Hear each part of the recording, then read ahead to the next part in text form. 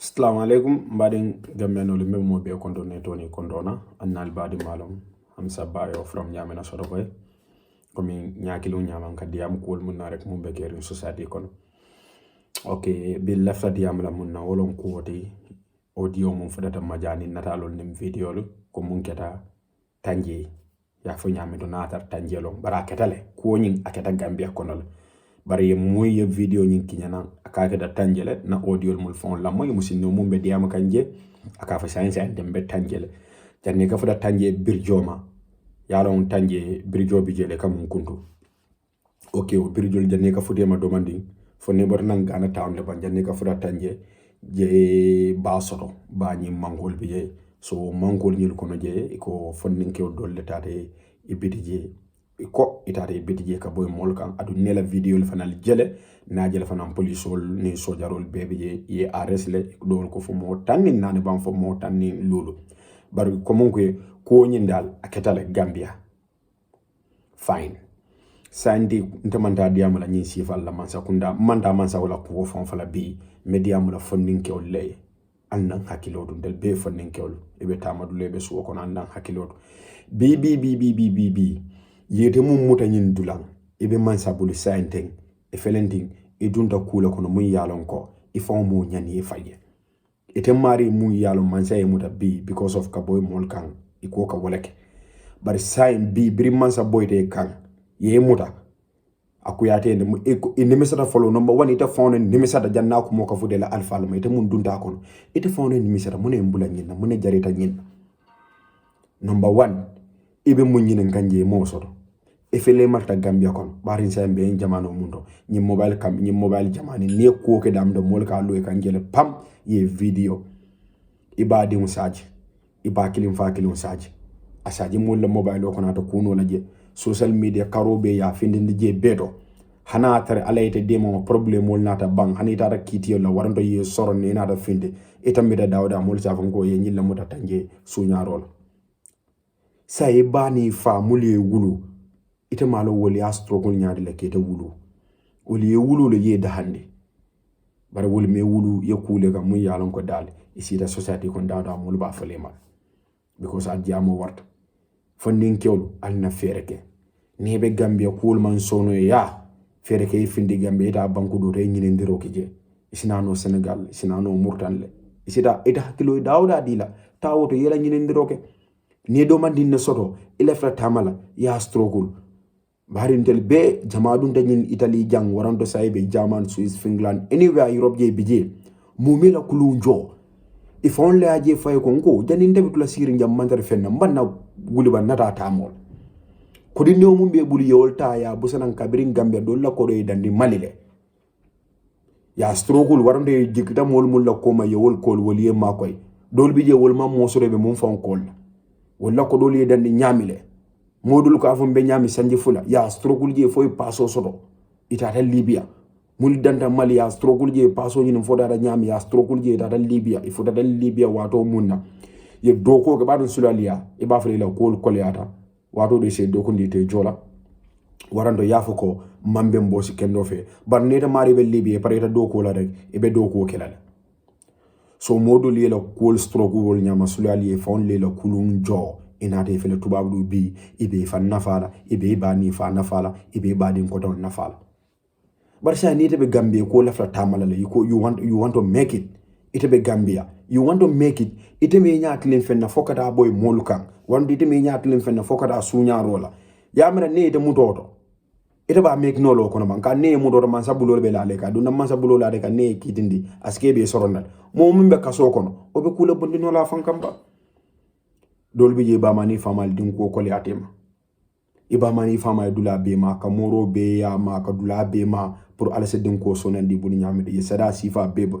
ye suda ala bato sifa beke ye bata be taki ye ko bege pour ye din soto e kato bege pour ye din soto na ala na do wululal harje ye te mari soto ite nyande kala molata mu yalon ko e be la wululal sewndal hanatar fenne tebulu ma sotole tayta maso yala taita kapinta yala taita fita yala taita karalola taita mecho sifa hanata ibida fale bayo wala fauna stafurlay ite ku soto yeta wala bang ye domande mun soto yo sambe bani fay wala be diala dine bani fa ya ko li kay ko karibe mansabul abe mansabul munekata e ko kara boy molle ka molle attaque la dulalde ka molle fe la sunya no momo bayo moy fa ya moy hani ko doni doko ate diale o be diale jawo dorne bar hani jawo dol bi mulle bal fa so ba fa he ndesan nam mo kana may ko mansalamu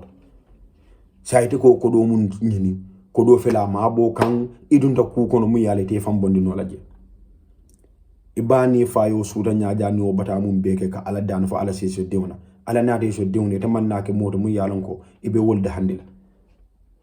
wala na muso dol biye ne nyim moy ika fako asifa because muso dol biye wulula dol biye ne nyim ko sifa la de ka ika fal hanim man wulu wala fisata nyinti because wulula muka dew wulula muka dew muka la fa dew je ku kono mu yalon ko abe toro la laka wulula be kala fele dew tar nyaara be palaso do mu yala se mo be nyab ajibe momum be palaso do bi ne dada dawda ne ba ma nyol bije ne ko jumalo nyide ka ndim malo warando isa badi do moy fan hana badi na kar dewno na sister dewno na broda dewno na ko sin na nyinde billahi na dendal bar ne keda sun kanyoti ikeda bandi badi hani ko dol be loru namol be lak mo foga mo ka fan na dendal because ibe kulat mo yalon ko mo la fi la moy woki so wodo sal na jibe bandel gambe fondin kewlum fon le ben fam mako la nam man sama mako bari fon ye fam mako be fam mako la nyaadi ta bade mo la ta ku dola modol be tamadula jam biu no ya fo ya struggle nyami do fo dunda jang hey te mumbe loren siloke be mol attaque le ni muro ni joron ni fion e fanan sa kenol fondin kewol mud ye juso mun soto ka mol attaque ni o jusu kilon soto e sa make no le la balu kono fondin kew we should never give up e jato be kende yarin sembo be la ye ko kun attaque ki ba bondi la ba ne suñaro le bule sondo mo kono ya mire ba make la wolto eteta do ko la ado suñaro mu yale te fon katarale kalo ne ko am bete ya do kalo ne ko mbama te la fila na nyinge kalo ne ko mfama te la fila na nyinge sa mu ne be bula la wala because ite be ibe nyini ndro pour que la mol dahni man tar nyini ndro la pour que la mol ela nyini ndro ko la ke na ke batat mo mu ko duwa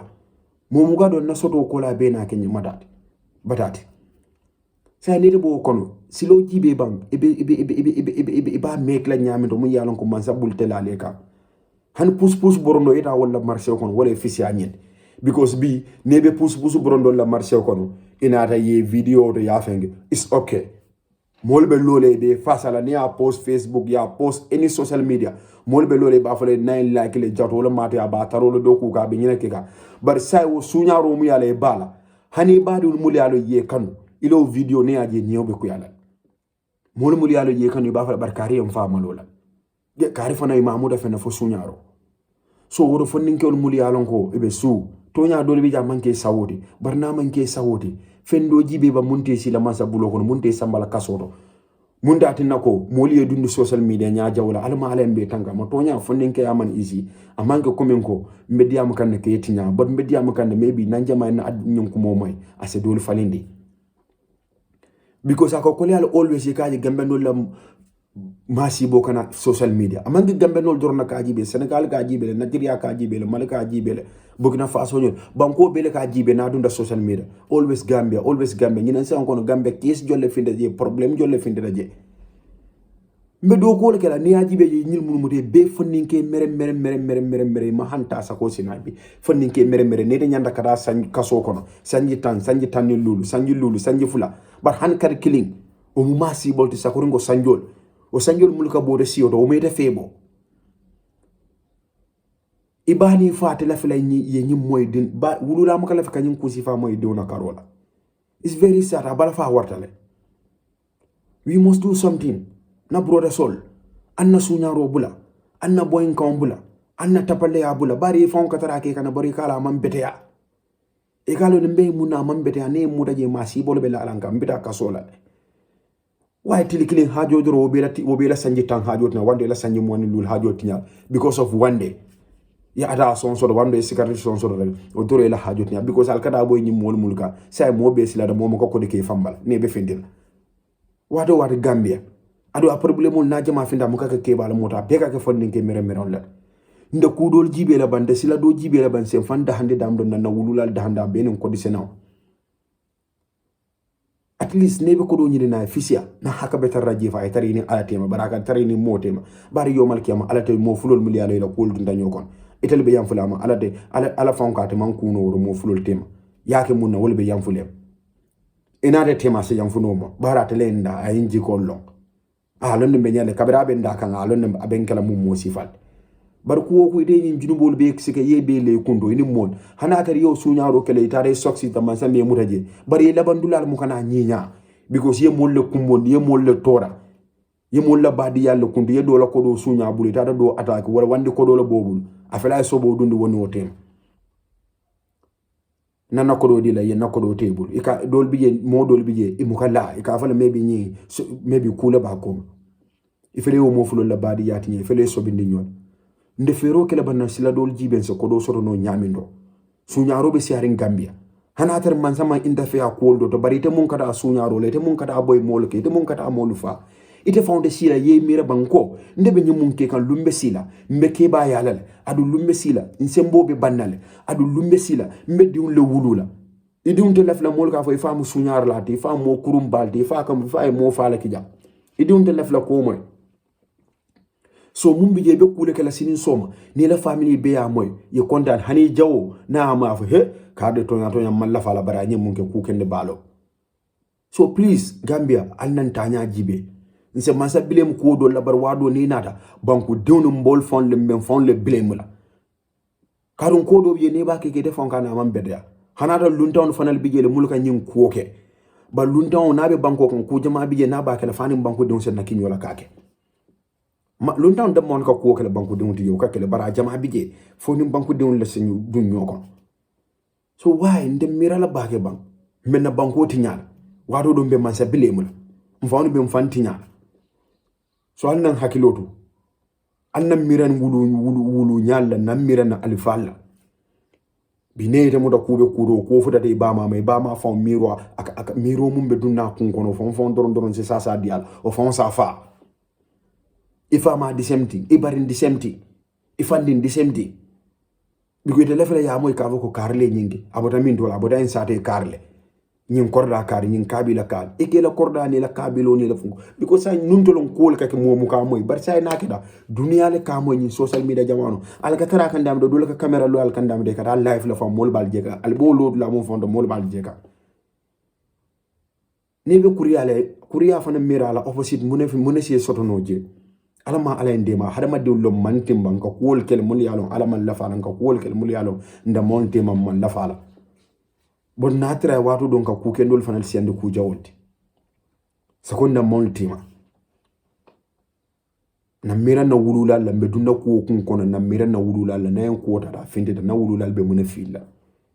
nayen ko ta finde ko mu da sunyaro la warande ya moy na mo le fa waranto na mo le rep waranto na ku balake Gambia kono na wulula ne amoy be mun filla mbade ne amoy be mun filla nemul wulula ne amoy be mun filla so alnan hakilotu nankan hakilotu wolto Gambia fonden ko ka dun ku jama ko nda dun naje ko se an ko be siaka ne musukunda ke kunda bele biye fem mambalo fonfa foko musolle biye muli ala wolle ke la tabiroke ete alo nyel kada boy molleka ite musito ikana wude ke ini ite ke tabirla aja kalo warta ne barin ke o nyim moy lolum waranto ila badi sudo e doje je nakari wo musito ate di ala because kumeta nyawnya ballum balale emeta kuriya ko nyawnya na ala me dema ala may sutura ka lumbe sile ka feñil so ala ma ala mbela ku kenyol feñ na ku kurun be mulke ka ala ma ala yam fulam bema kambe falin because hanama do mantima hadama di yamu na so dornati so folan na fonsi na ka nyo advice wato do nga nyo so hakilol so nya man ko komi be tinya kan wo somdillah dam fane nam mirol na de ban naje Gambia non le mod adun tay Gambia kanu len lafta Gambia le so wala na ko nyamu yalo about Gambia lo mfana ka lafka finde kan nam miro foje so mbe mo be kontona nal badi malo hamsa bayo from nyamina so do koy ala baraka baki o so kumo na betiara o bada ala ma fane na tinya da o bada ndel ma fane al sal hakotu nyama wuli o kama because nga kol mun ja about Gambian in social media dol bije wala ka tinya bakele na keda ku kendo de ba dol bije na kelen ku sifat o ka kuyanyel wala na mukande no mukam famura no fonse finde na diama la kan na miro so mbe mo be kontona to ni kontona ala baraka bake hamsa bayo from nyamina sodo koy Gambia, but nsita Bakaw because moli atagi na mol mulialo nibe Bakaw yanne because sanji tang anin fembe Bakaw wala fana ngaba nyongo nibe diamule la video dak Bakaw fana foje ala barka Bakaw one love Gambia always.